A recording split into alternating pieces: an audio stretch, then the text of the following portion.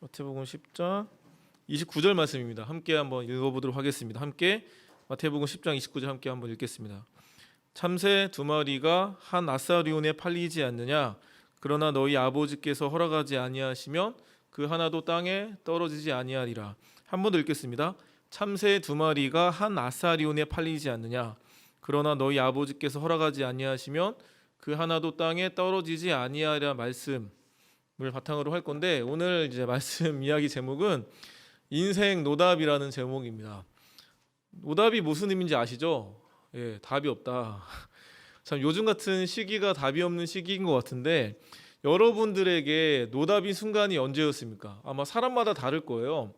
꼭 그게 코로나 같은 어떤 천재지변의 위기 가운데만 노답이 아니라 누구나 인생 가운데 노답인 순간이 찾아오는데, 저도 그런 순간들이 여러 번 있었지만 그 중에 첫 번째 기억나는 순간은 저 어릴 때 기억입니다. 중고등학교 기억을 보면은 아는 분들은 아시겠지만 제 이름이 나도움이 본명인데, 그러니까 제가 볼 때 어릴 때 저에 대한 평가는 이름은 특이하지만 존재감이 없다. 그러니까 이름만 특이하고 뭐 아무런 이렇게 특출난 재능이나 능력이 없어서 참 저에 대한 평가가 참 나는 이렇게 부족하냐, 나 이렇게 뭐 잘난 게 없냐는 인식이 있던 사람이었는데, 특히 단순히 성격이나 어떤 그런 외향적인 모습이 없어서 안타까운 것만이 아니라 제가 거울을 봤을 때 참 암울했어요. 이게 거울이면은 참 어떻게 이 얼굴로 세상을 살아갈까 마음이 들 정도로 참 암담하고 답답한 삶의 모습이 저에게 있었다는 거죠. 그만큼 참 나는 부족하다, 연약하다, 열등감과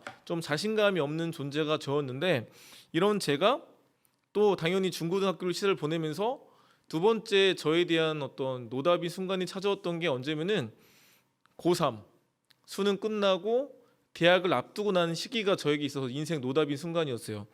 고3 수능 끝나고 대학 가는 그 첫 시작이 노답이었다면 어떤 의미겠어요? 뭐 수능을 망쳤다 말할 수도 있고, 뭐 대학을 뭐 잘 못 갔다라든지, 또 원하는 과를 못 갔다고 말할 수 있는 건데, 우선 저에게 첫 번째 인생의 노다 같은 순간이었던 그 고3의 수능 끝나고 난 시기는 다른 것보다, 그러니까 제가 원하는 과는 갔는데 제가 원했던 학교를 못 갔을 때 벌어진 일이었어요. 그러다 보니까 그거 아시죠? 내가 원하는 학교에 못 가면은 그 학교만 싫은 게 아니라 사람들도 싫어요. 왜? 나는 여기보다 좋은 학교 올 수 있었는데, 난 여기보다 좋은 학교 갈 수 있었는데란 마음이 있다 보니까 너무 싫어서 저 동기랑 안 놀았어요. 제 또래들과 안 놀고 막 25살 누나들하고 막 29 형들하고 놀 정도로 그냥 싫었던 시기였는데, 그러다 보니까 제가 이 아픔을 알아서 저는 그 고3 수능 끝난 친구들에게 이런 거 질문하지 않아요. 너 어디 대학 갔어? 라고 질문하지 않아요. 우리가 대부분 추석 때나 특히 구정 때 가면은 항상 우리 어르신들이 물어보잖아요.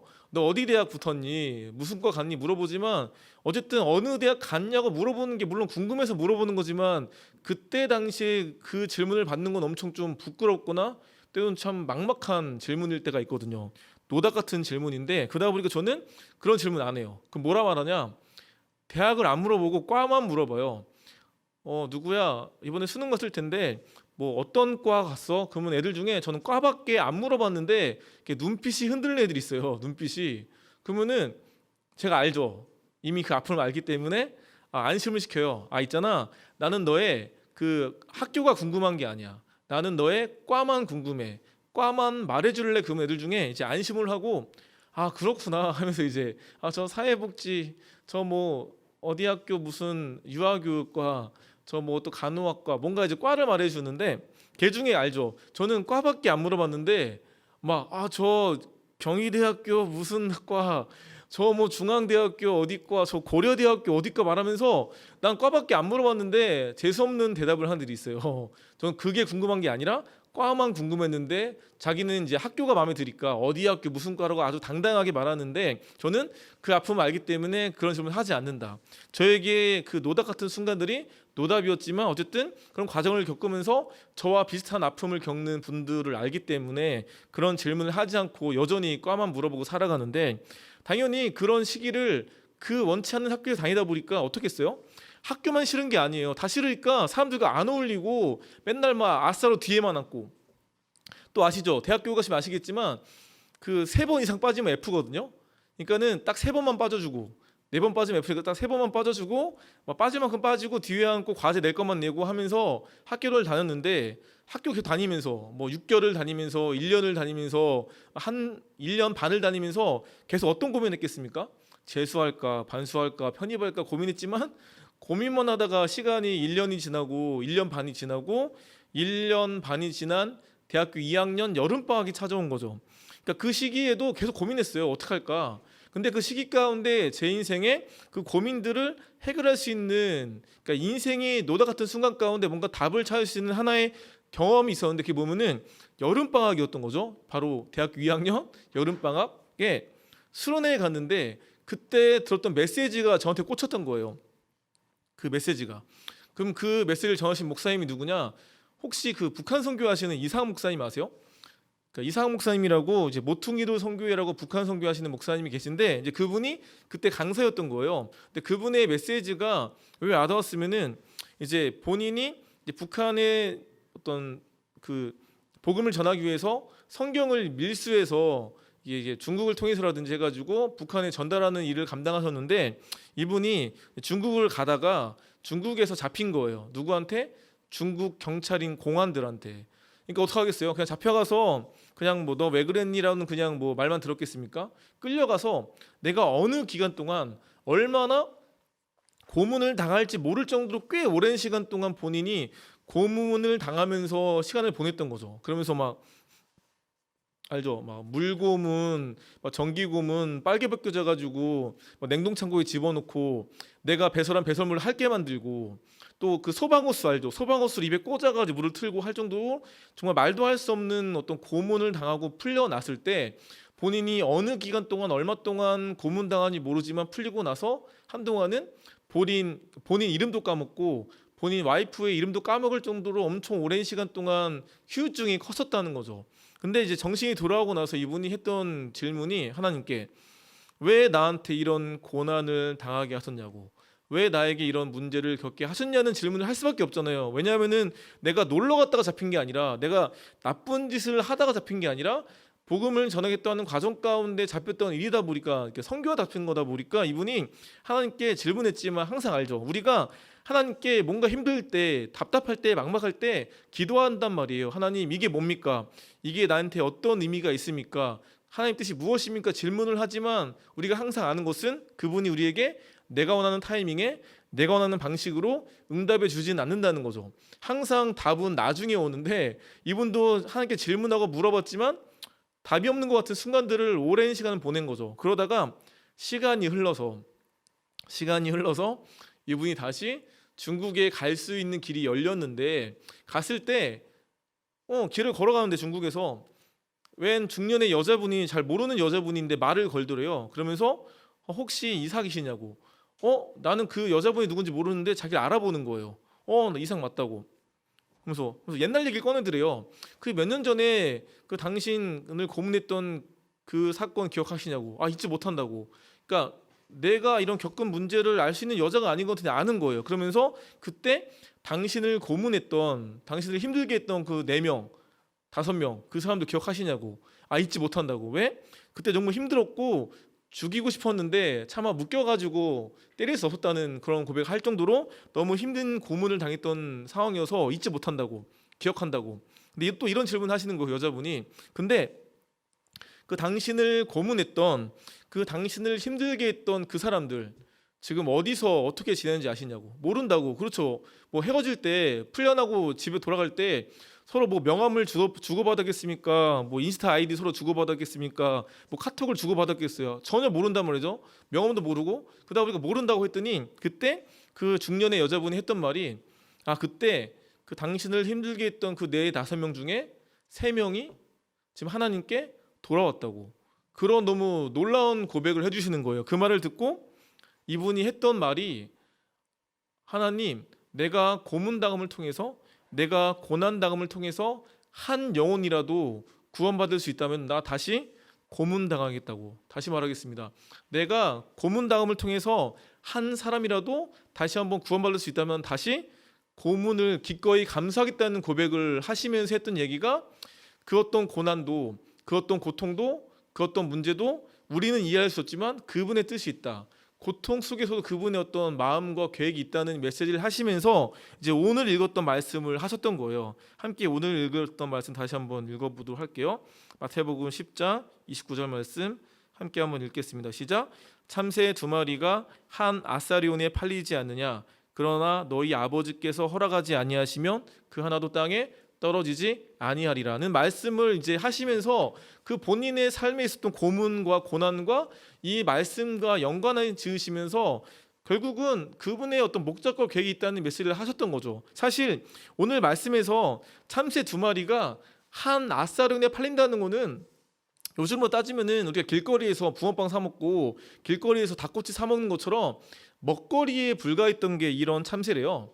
그냥 누가 뭐 심심해서 잡은 게 아니라 뭔가 길거리에서 우리가 먹거리 파는 음식처럼 팔려고 잡았던 건데, 근데 우리가 볼 때 참새가 땅에 떨어졌다는 것은 사실 우리가 볼 때는 그 총을 쏜 사람 또는 활을 쏜 사람이 잘 쏴서 뭔가 됐다고 말할 수 있는 건데 성경 그렇게 말하지 아니하고 이런 참새도, 그러니까 먹거리에 불과한 참새도 하나님이 허락하지 아니하시면 땅에 떨어지지 않는다는 말로 해석을 한다는 거죠. 이게 저에게 어떻게 와닿았냐? 제가 여전히 독일한 학교, 여전히 마음에 들지 않은 학교, 빨리 도망치고 싶고, 빨리 편입이든 뭐 반수든 뭐 어쨌든 재수든 빨리 이 도망치고 싶었던 이 학교를 향한 마음을 좀 바꿔주셨어요. 이렇게 와닿았어요. 이 동일한 메시지가 어떻게? 도마, 네가 지금 이 학교가 아니고서는, 이 시기가 아니고서는, 이 때가 아니고서는 만날 수 없는 사람들, 경험할 수 없는 그 무엇이 있기 때문에 너를 바로 이곳에 두는 것이라는 메시지로 와닿게 하셨다는 거죠. 그러다 보니까 여전히 동일한 학교, 여전히 동일한 사람들인데 이제 그들 향한 시선과 그들 향한 마음이 좀 바뀌어가는 거예요. 기대감이 드는 거죠. 하나님, 그 만남이 무엇입니까? 나에게 만나게 하시고 보게 하시고 이 곳이 아니고서는, 이 시기가 아니고서는 만날 수 없는 그 무엇이 뭐냐는 질문들을 던지면서 그 나머지 시간들을 보냈거든요. 근데 항상 알다시피 우리가 기도를 하다가 응답을 받아요. 하나님께서 뭐라 말씀하신 것 같다고 느낀다고 하더라도 우리의 현실은 안 바뀌거든요. 당장 내가 이제 위로를 받고 힘을 얻고 어떤 뜻이 있나 보다고 느낄 수는 있지만 눈에 보이는 뭐 예를 들어서 홍해가 갈라지는 것 같고 뭐 어떤 기적이 일어나는 것 같은 순간은 바로 찾아오지 않거든요. 하지만 그 시간을 보내면서 그분께 계속 물으면서 하나님의 뜻이 있다는 거, 그분의 계획이 있다는 어떤 기대감을 가지고 시간을 보냈는데, 근데 이제 말할 수 있는 것은 10년이 지나서, 거의 15년이 지나서 지금 말할 수 있는 것은 오히려 내가 만약 그때 그 시기 가운데 그 학교를 가지 않았다면은 아찔하다 말할 정도의 시간들을 저한테 허락하셨다는 거죠. 돌아봤더니 이런 거예요.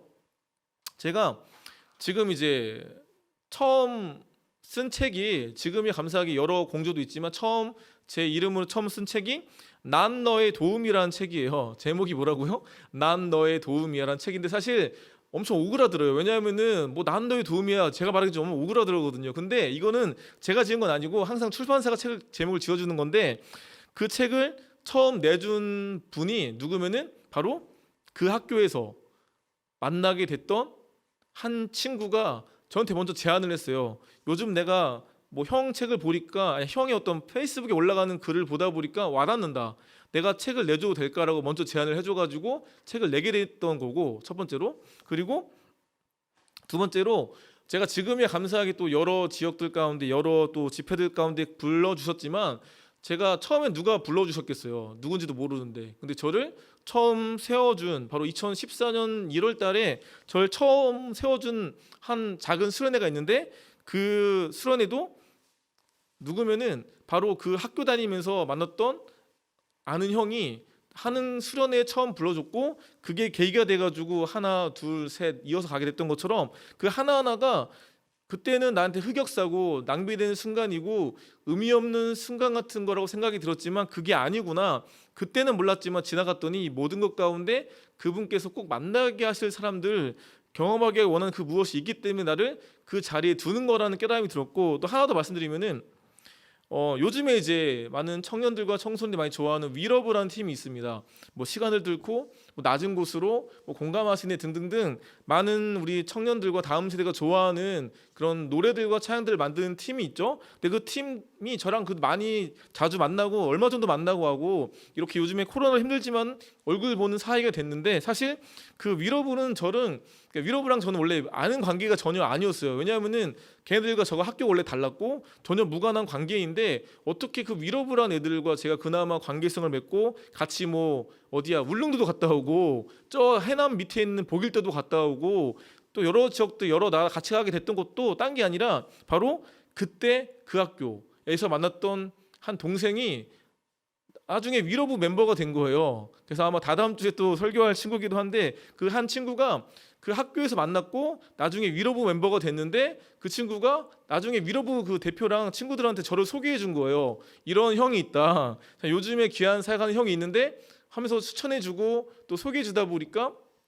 만나게 되고 소통하게 되고 하게 된 것처럼 원래는 그 모든 만남들이 저에게는 의미 없는 만남일 줄 알았는데 지금 돌아봤더니 나를 그 시기에 그때 이곳에 보내지 않으셨다면 내가 만날 수 없는 사람들 경험할 수 없는 그곳이 있었기 때문에 나를 그 시기 가운데 너무 의미 있고 가치 있는 시간 가운데 두셨구나 하는 마음이 들면서 이제는 그 시간들이 헛되지 않다. 오히려 이제는 말할 수 있다. 이제는 그 시기 가운데 그분의 인도하심이 있었구나 말할 수밖에 없는데 우리가 이렇게 말하는 거는 단순하게 지금 어떤 재수하지 말라는 게 아니고 뭐 편입하지 말라는 게 아니고 그런 시간들을 보내지 말라는 건 아니에요. 이 말은 어떤 의미면 우리가 살아가면서 때로는 재수할 수 있고 편입할 수 있고 뭐 반수할 수 있고 수많은 액션 취할 수 있지만 그런 시간을 보낼 때 항상 우리가 어떤 마음이 들면은 그 시간들이 낭비됐다, 의미 없다, 흑역사다 말할 때가 있지만 아니다. 그 시간들이 흑역사가 아니라 내가 꼭 이 시기에 네가 이곳에 아니고서는 만날 수 없는 사람들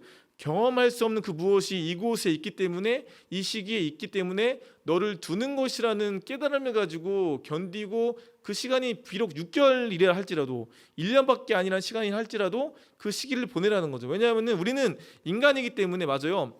내가 지금 여기 경기도 화성에 있으면은 전 전주에 있을 수가 없어요. 또 내가 전주에 있으면은 나는 서울에 뭐 대구에 제주에 있을 수가 없는 유한한 존재인데 근데 우리는 그렇지만 하나님은 다르잖아요. 근데 하나님은 본인은 영이시기 때문에 어느 곳에 있을 수 있지만 우리의 연약함을 아시기 때문에 우리는 한 곳에 있으면 한 곳밖에 있을 수 없는 존재를 아시기 때문에 나를 지금 가장 중요한 타이밍에 가장 중요한 시기에 있게 하심을 통해서 우리에게 뭔가 깨닫게 하시고 느끼게 하시는 어떤 계획들이 항상 있다는 거예요. 우리가 항상 보면은 문제가 생기면은 우리는 인간이기 때문에 원망이 바로 나와요. 답답하니까 이게 뭐냐고 왜 나한테 이런 아픔을 왜 나에게 이런 힘든 순간을 다 맞는 말인데 근데 우리에게 하시는 말씀은 지금 네가 이해할 수 없지만 지금 네가 다 깨달을 수 없지만 내가 너를 향한 계획이 있다는 말씀을 하신다는 거죠. 우리는 항상 하나님께 하나님의 뜻이 무엇입니까 질문해요. 알려달라고. 근데 우리가 너무 잘 아는 말씀처럼 말씀 안에 항상 답이 있지만 이런 말씀 알죠? 어떤 말씀? 데살로니가전서 5장 말씀이죠. 어떤 말씀 있죠? 항상 기뻐하라 쉬지 말고 기도하라 범사에 감사하라. 우리가 볼 때 너무 쉬운 말씀이고 너무 암송하는 말씀이죠. 기뻐하라는 말씀, 뭐 기도하라는 말씀, 뭐 기뻐하라, 항상 기도하라, 감사 이런 말씀. 근데 이 말씀 다음에 어떻게 이어지죠? 이는 그리스도 예수 안에서 너희를 향하신 하나님의 뜻이니라. 그러니까 하나님의 뜻은 멀리 있는 것이 아니라 항상 기뻐하는 거, 쉬지 말고 기도하는 거, 범사에 감사하는 것 가운데 있다고 말하는 건데 물론 그렇게 기뻐하라, 기도하라, 감사하는 말이라는 의미도 있겠지만 요즘에 이 말이 이렇게 또 와닿더라고요. 어떻게?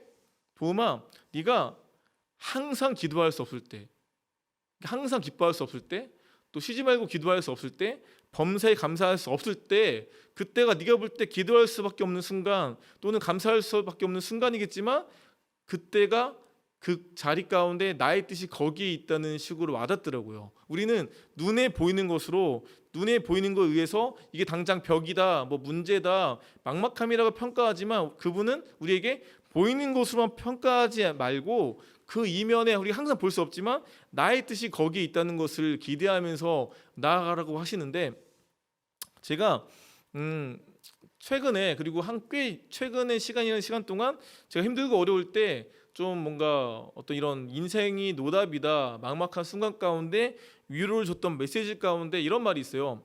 이거는 이제 성경 말씀은 아니고 한 신학자가 했던 말인데 이런 말입니다. 신자가 된다는 것은 답이 없는 인생을 살아가는 법을 배우는 것이다. 다시 뭐라고요? 신자가 된다는 것은 답이 없는 인생을 살아가는 법을 배우는 것이라는 말이 있는데, 이 말은 이제 스탠리 하우러스라고 이제 신학자가 했던 말이고, 타임즈에서 21세기 최고의 신학자를 말할 정도로 평을 받는 분이 했던 말인데, 신자가 무슨 말이죠? 당연히 신자는 그리스도인, 예수 믿는 사람들을 말하겠죠. 근데 뭐라 말한다고요? 신자가 된다는 것은, 예수 믿는 사람이 된다는 것은, 그리스도인이 된다는 것은 뭐라고요? 답이 없는 인생을 살아가는 법을 배우는 것이다. 그러니까 세상에서는 우리에게 말하는 답이 있어요. 어떤 답? 네가 지금 뭐 돈, 뭐 권력, 명예, 무언가를 얻어야 된다고 말을 한다는 거죠. 이게 없으면 넌 끝났다고. 물론 돈이나 권력이나 명예나 있으면 좋고 감사한 일이지만, 없다고 인생이 끝난 건 아니지만, 항상 세상이 말하는 것은 네가 이것들을 얻지 못하면 너는 소망이 없다고 말하지만 그게 아니라는 거. 세상에서 말하는 답이 없다 할지라도 우리에게 살 수 있다는 것을 배워가는 것이 우리 신자의 삶이라는 거예요. 내가 이 땅에서 채 30년을 살지 못하든 50년, 100년을 살다 죽든 인생의 여정 가운데 여전히 깨닫게 원하시는 것은 다른 것이 아니라 답이 없는 인생을, 세상에서 말하는 답은 나에게 없지만 진짜 답은 거기에 있는 것이 아니라 다른 곳에 있다. 바로 그분이 우리 인생의 답이라는 것을 알아가게 하시는 것이 이 노답 같은 인생 가운데 진짜 답이 무엇인지를 알게 하시는 그분의 마음이라는 거죠. 이제 마지막 이야기 하나 하도록 하겠습니다. 이 시계가 맞는 건가요? 몇 시부터 했어요? 그죠? 아주 깜짝 놀랐어요. 왜냐면 이 시기랑 다른 거 같아서 깜짝 놀랐는데, 마지막에 보면은 제가 지금이야 이제 감사하게 또 열심히 살아가지만, 제가 잠시 말했던 것처럼 저는 원래 엄청 내성적인 사람이었고 또 엄청 자신감도 없던 사람이었고, 그러다 보니까 참 저에 대한 어떤 그런 자존감이 낮았던 존재였는데, 당연히 그러다 보니까 고민도 많았고 생각도 많았고, 특히 군대 이제 제대를 하고 나서 항상 남자가 그래요. 군대를 가기 전까지는 거의 뇌가 없다가 군대를 갔다 오면은 갔다 올 때쯤에 뇌가 생겨가지고 고민을 하거든요. 어떤 고민? 내 인생이 나이가 적지 않은데 의미 있게 살아야 되는데 어떻게 살아갈 것인가 하는 질문을 갖게 되는데, 그러다 보니까 그 인생에 대한 미래에 대한 고민 때문에 3주 이생을 이제 밤잠을 설치면서 잤던, 잠을 자지 못했던 시기가 있어요. 잠이 안 오니까 눈을 감아도 좀 뜬 눈으로 밤을 지새면서 한 3주 가까이를 좀 고뇌했던 시기가 있었는데, 그때 하나님이 저에게 이런 질문을 하시는 거 어떻어요? 도움아, 누가 네 인생의 주인이니? 도움아, 누가 네 인생의 주인이니? 그 질문 가운데 당연히 우리가 답은 다 알죠? 하나님이신데요? 라고 또 답을 했고, 또 하나님이 또 이렇게 저한테 말씀하시는 거 어떻어요? 근데 왜 너는 네가 네 인생의 주인인 것처럼 아둥바둥 발버둥 치면서 어쩔 줄 몰라 하냐고. 왜 네가 네 인생의 주인인 것처럼 아둥바둥 발버둥 치면서 어쩔 줄 몰라 하는 말이 좀 충격이었던 게, 한 번도 그런 생각 해본 적이 없는 거예요. 아 맞다, 내가 내 인생의 주인이 아니라 그분이 내 인생의 주인이신데 왜 나는 내가 내 인생의 주인인 것처럼 아둥바둥 발버둥 하면서 어쩔 줄 몰라 했던 거지라는 마음이 들었던 과정 가운데, 또 주신 마음은 온전히 나한테 맡기라, 그분께 맡기라는 마음을 주셨고, 또 한동안은 괜찮았어요. 항상 우리가 뭔가 응답을 받으면은 평안해지고 마음이 좋아서 괜찮은데, 계속 얘기하지만 응답을 받는다고 해서 현실이 눈에 보이는 어떤 응답이 있는 건 아니란 말이죠. 또 한 달이 지나니까 여전히 현실이 변하지 않으니까 또 의심이 드는 거예요. 내가 괜히 힘들고 어려우니까 혼자 자기 합리화, 혼자 자기 위안한 거 아니라는 마음이 또 들어서 의심이 드니까, 또 말씀을 통해서 아니다, 내가 널 위한 계획이 있다, 내가 뭐 사막의 강과 뭐 이런 어떤 말씀을 통해서 어떤 응답을 주셔가지고 기대하라는 말씀 주셨는데, 또 한 달 또 괜찮지만 또 의심이 들어요. 이렇게 반복하는 과정들 가운데 어떤 마음을 주시면은 좀 작작 좀 가만히 있어라, 내가 어련히 잘 이끌 건데 왜 이렇게 의심하는 마음을 주시는 과정 가운데 제가 계속 살아가는데, 계속 얘기하는 건 이런 거예요. 우리에게 여전히 항상 이런 질문 가운데 살게 하신다는 거죠. 누가 네 인생의 질문이라는 질문을 하게 하시는데, 우리가 알고 있는 것처럼 성경에 처음 장에 나오는 1절이 뭐죠? 창세기 1장 1절이 태초에 하나님이 천지를 창조하시는 말씀이죠. 근데 혹시 사탄교라고 들어보셨어요? 마귀를 믿는 종교가 있다고 말하는데 거기에 1장 1절이 이런 말이래요. 네 인생의 주인은 너야. 그러니까 아담과 하와를 유혹했던 뱀이 했던 유혹이 네가 이걸 먹으면은 하나님과 같이 되어라는 말이었는데, 이 말을 이런 말로 좀 해석한다면 이렇게 말할 수 있겠죠. 네가 이걸 먹으면은, 이 선악과를 먹으면은 하나님과 같이 될 수 있다. 그러니까 네 인생의 주인이 네가 될 수 있다는 유혹을 했고, 거기에 넘어진 사건이, 거기에 넘어간 사건이 어떻게 보면 그 사건일 수 있다는 거예요. 우리가 여전히 이제 그 선악과 사건은 과거의 사건이고 단회적인 사건이어서 우리가 여전히 동일하게 겪진 않지만 우리에게 동일하게 계속 질문한다는 거예요. 여전히 유혹한다는 거. 어떤 식으로? 네가 네 인생의 주인이 될 수 있라고 유혹한다는 거죠. 근데 우리가 이 시간 살아가면서 이 위기와 이 어려움을 살아가면서 우리가 항상 질문하기 원하는 것은 누가 네 인생의 주인이냐? 네가 네 인생의 주인이냐? 아니면 정말 하나님이 네 인생의 주인으로 살아갈 것이라는 질문을 통해서 다른 데서 답이 아니라 그 질문 가운데 우리를 향한 그분의 마음이 어디 있는지, 바로 지금까지 나를 돌아봤을 때 내가 내 인생의 주인으로 살아갔었다면은 그게 아니라 이제 하나님이 내 인생의 주인이구나라는 질문을 하면서 정말 그분이 원하시는 모습으로 다시 한번 회귀했으면 좋겠고, 그런 과정 가운데 인생이 노닥 같은 순간일 때 진짜 인생의 답은 다른 데 있는 것이 아니라 그분께 있으며 그분이 주인 되심을 인정하는 삶 가운데 진정한 인생의 답을 찾을 수 있다는 걸 기억하면서 우리가 이 쉽지 않은 인생 가운데, 노닥 같은 순간 가운데, 막막한 인생 가운데 온전한 답을 그분 안에서, 주님 안에서 찾아갈 수 있는 귀한 우리 모든 하나님의 사람들이 되기 소망합니다. 이 시간에 기도하도록 하겠습니다. 하나님, 이 시간에 우리를 불러주시고 우리의 인생 속에서 노닥 같은 순간, 내 인생이 노닥 같은 상황 가운데 하나님, 그 문제와 보이는 상황으로 인해서 우리가 좌절하고 낙심하는 것이 아니라 하나님, 우리가 온전히 알기 소망합니다. 때로는 막막하고 답답하지만 참 눈물 나는 순간이지만 그 모든 순간 속에서도 그분의 계획이 있고, 나는 당장 알 수 없지만 내 살아가는 인생길 가운데 하나님께서는 내 인생의 주인 되셔서 온전하게 아름답게 가장 선한 길로 이끄실 걸 기도하며, 하나님, 우리가 눈에 보이는 것을 평가하는 것이 아니라 그분의 인도하심을 기대하며 살아갈 수 있는 사람들 되기 소망합니다. 오늘도 붙잡아 주시고 내일도 붙잡아 주시고 새로운 한 주에도 그분을 기억하며 예수님 안에서 진정한 답을 찾고 그렇게 믿음 가운데 걸어갈 수 있는 귀한 사람들 될 수 있게 주시옵소서. 감사드립니다. 예수님의 이름으로 기도합니다. 아멘.